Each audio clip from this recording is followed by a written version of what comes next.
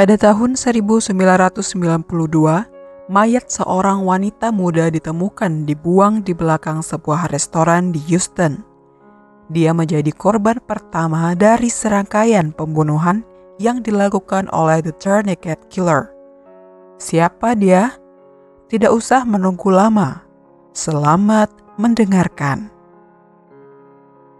Bagian 1. Awal kehidupan Anthony. Anthony Allen Shore lahir pada tanggal 25 Juni tahun 1962 di Rapid City, South Dakota, US dari pasangan Robert dan Deanna Shore. Kedua orang tuanya adalah anggota militer dan keluarganya yang terdiri dari Anthony dan dua adik perempuannya, Laurel dan Gina, sering berpindah-pindah tempat tinggal yang pada akhirnya mereka menetap di Houston, Texas. Orang tua Anthony selalu bertengkar dan terlibat perselingkuhan sebelum akhirnya bercerai pada tahun 1976. Masa kecilnya bisa dibilang tidak bahagia, karena ibu dan ayahnya sering melakukan perundungan dan pelecehan. Hal itu menyebabkan Anthony menunjukkan perilaku antisosial dan melenceng sejak usia muda. Dari mulai menyakiti hewan dan melecehkan serta menganiaya teman sekelas ataupun adik kelas wanitanya. Pada tahun 1983, Anthony menikah dengan Gina Lynn Worley dan memiliki dua anak perempuan, Amber dan Tiffany. Mereka semua tinggal di Houston. Anthony bekerja sebagai tukang reparasi telepon yang sangat karismatik serta disukai di masyarakat. Teman-temannya memanggilnya dengan sebutan telepon Tony. Tony juga bermain dalam sebuah band lokal yang disebut Saint Vitus Dance dan sering mengadakan pertunjukan di malam hari sepulang kerja. Dia juga sering mengajak anak-anak perempuannya untuk datang dan menontonnya. Selama pernikahannya, hubungan dengan istrinya kacau dan tak kunjung membaik. Pernikahan mereka akhirnya berantakan. Lalu dia memutuskan bercerai dari istrinya. Mereka bertengkar memperebutkan hak asuh kedua putri mereka, namun tidak seperti yang dibayangkan. Mereka bertengkar karena tak satu pun dari mereka yang ingin memiliki anak. Gina Worley, mantan istrinya, memberikan hak asuh tunggal kepada Tony agar dia bisa tinggal bersama kekasihnya. Hal ini menarik bagi kedua putrinya karena ibu mereka dan kekasihnya adalah orang yang sangat disiplin.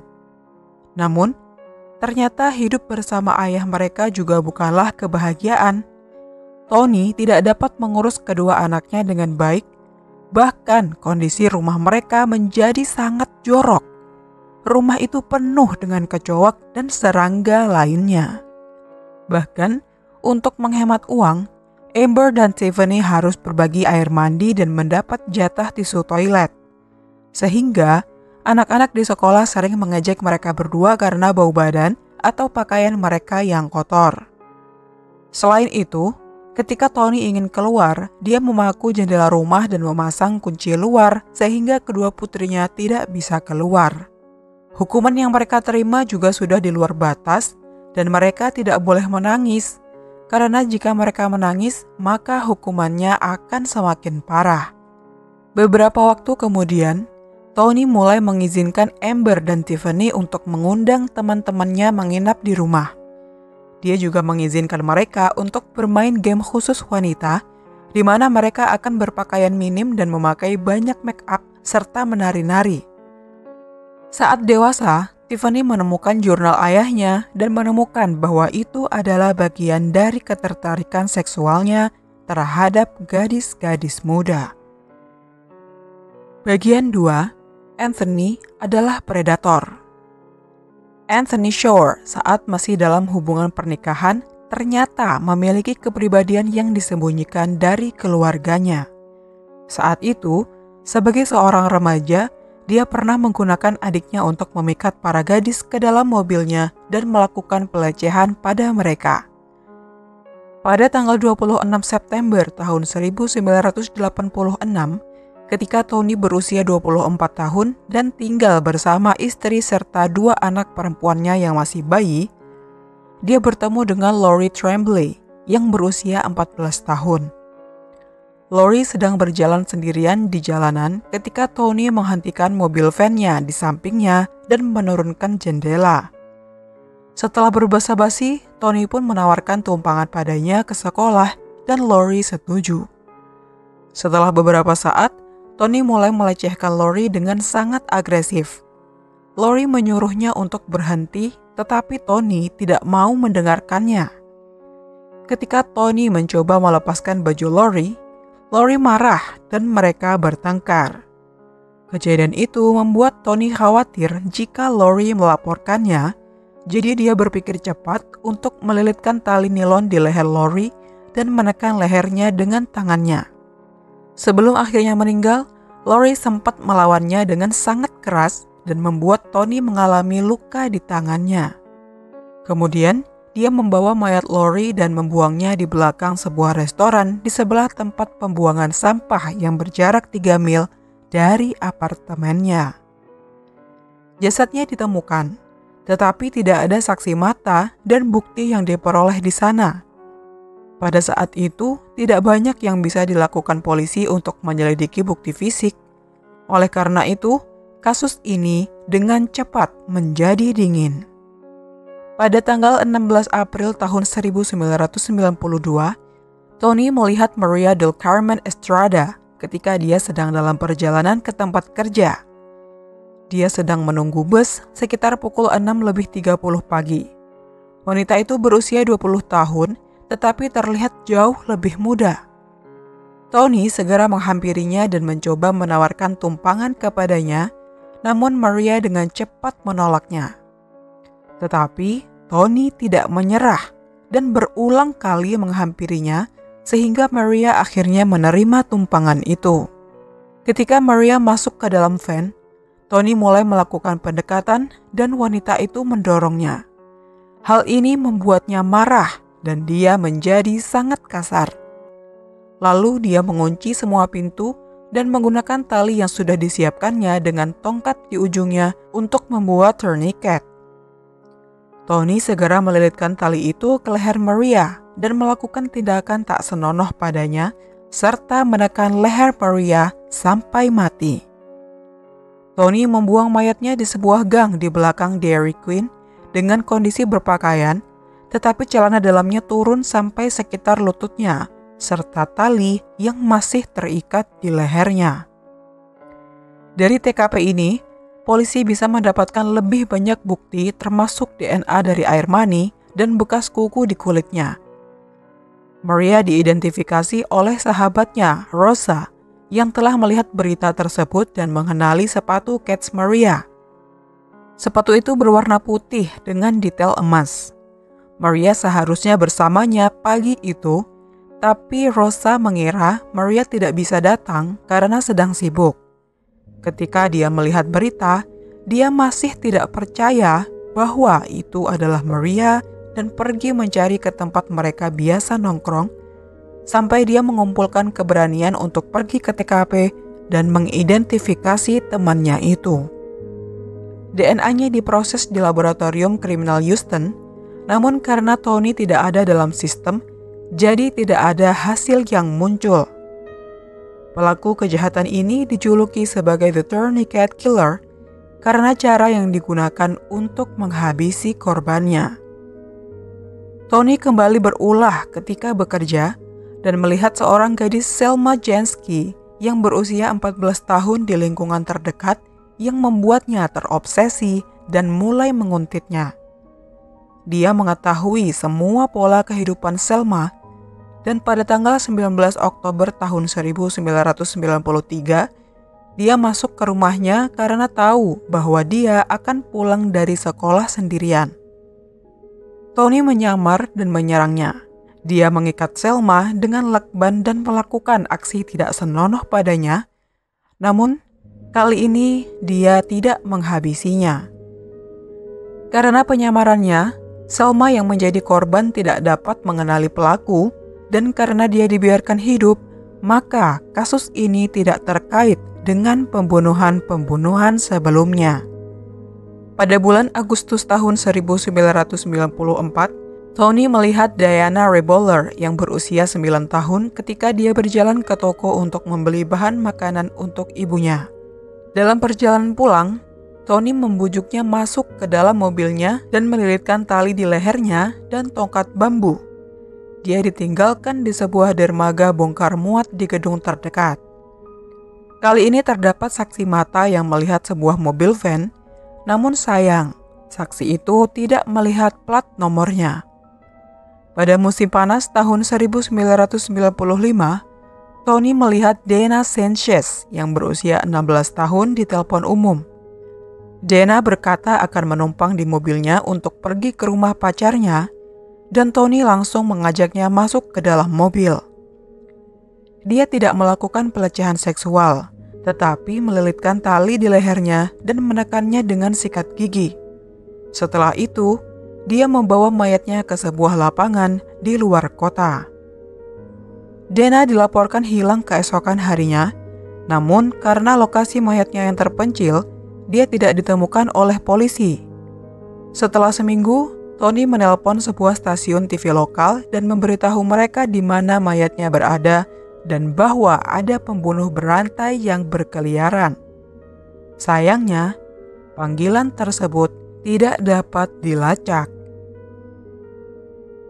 Bagian 3, akhir kejahatan Anthony. Anthony Shore ternyata tidak hanya memiliki hasrat pada wanita muda asing, tetapi juga pada putrinya. Saat itu, ketika putrinya Tiffany berusia sekitar 10 tahun, Tony mulai masuk ke kamarnya di malam hari dan menyentuh dirinya sendiri sambil melihat putrinya yang sedang tidur. Aksinya terus berlanjut. Suatu malam, Tiffany sedang bermain permainan kartu dan ayahnya menyuapinya minuman demi minuman. Itu membuatnya tidak sadarkan diri, dan ketika terbangun, dia mendapati ayahnya sendiri sedang menyerangnya. Hal ini akan membawa pola kekerasan seksual pada kedua putrinya. Tiffany mulai semakin menarik diri dan perilaku serta penampilannya diperhatikan di sekolah. Agen Child Protective Services atau CPS mengajak Tiffany ke samping area sekolah dan mengajukan pertanyaan umum tentang kehidupan rumahnya. Tiffany berbohong, takut akan apa yang akan terjadi jika kebenaran terungkap. Kemudian, CPS masih mengunjungi rumah tersebut, namun Amber dan Tiffany telah memberitahu ayah mereka tentang kunjungan sekolah.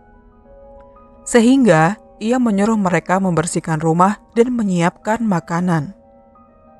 Tidak ada hasil dari kunjungan CPS dan pada saat itulah Tiffany memutuskan untuk bundir dengan menenggak aspirin, tapi tidak berhasil. Tony tidak peduli dengan usaha putrinya itu dan mengancam jika dia tidak bahagia, mereka akan membawanya pergi. Selain Tiffany, Tony juga diketahui pernah membius, melecehkan, dan melakukan hal tidak senonoh pada Amber. Pada musim panas tahun 1997, Tony mengirim kedua putrinya untuk tinggal bersama ibunya di Sacramento. Dia mengatakan bila dia akan menikahi kekasihnya yang berusia 18 tahun, Amy Lynch, dan mereka membutuhkan waktu bulan madu. Mereka memang menikah, namun dengan cepat bercerai setelah wanita itu menuduhnya melakukan pelecehan. Tony mengantar kedua putrinya ke bandara dengan hanya mengenakan piyama dan tidak ada barang bawaan lainnya.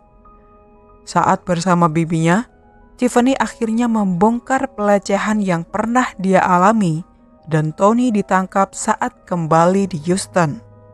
Dia mengaku tidak bersalah atas dua tuduhan pelecehan terhadap seorang anak dan hanya mendapatkan hukuman percobaan selama 8 bulan.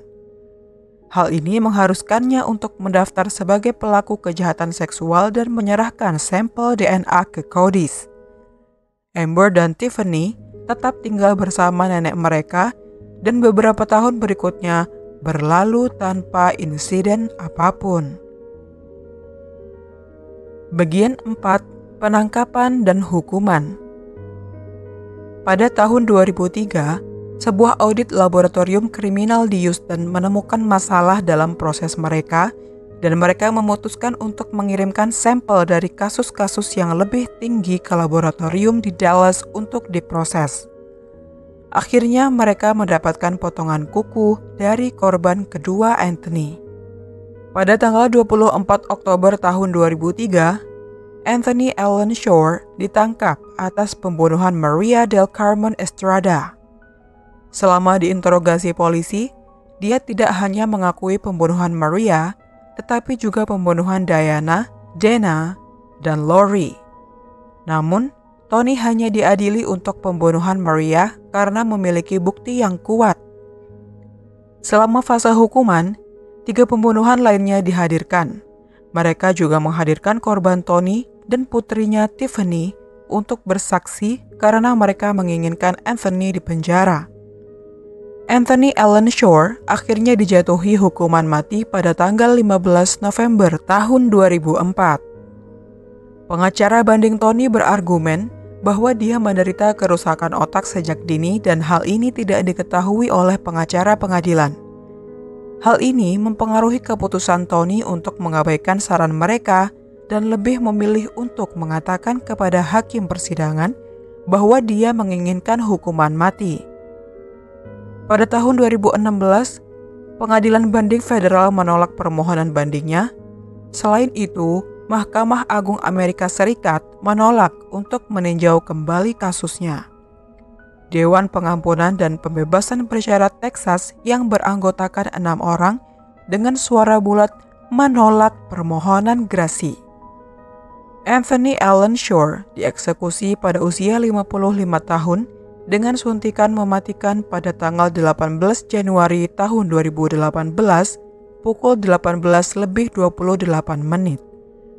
Ia merupakan orang pertama yang dieksekusi di Amerika Serikat pada tahun 2018 dan saat pelaksanaannya tak satu pun dari keluarganya hadir di sana. Sekian cerita dari kasus Anthony. Semoga ada pelajaran yang bisa diambil. Dan satu lagi, saya juga mau mengucapkan terima kasih untuk para subscriber dan penonton yang sudah mendukung channel ini. Sampai jumpa di cerita selanjutnya ya.